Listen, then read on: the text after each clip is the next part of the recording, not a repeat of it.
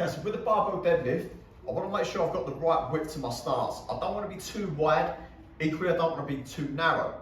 So in order to find the right stance for you, if you jump, generally wherever your feet land is going to be the correct width for you.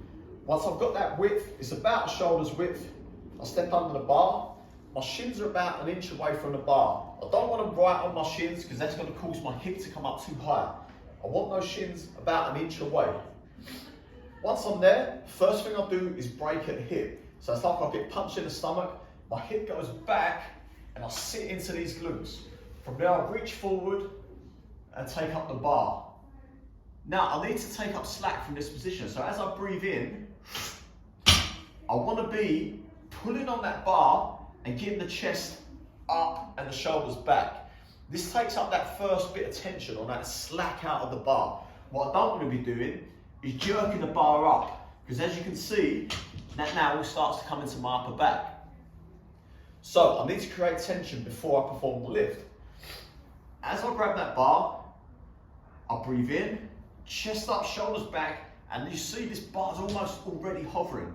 If you listen, as I take up that slack, you hear that click.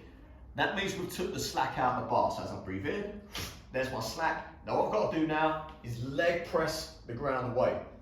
As I go back down, I RDL, so my hip goes back, and then it comes back down to the ground. One more time, big breath in, take out the slack, chest up, push the ground away, hip goes back, and then safely down.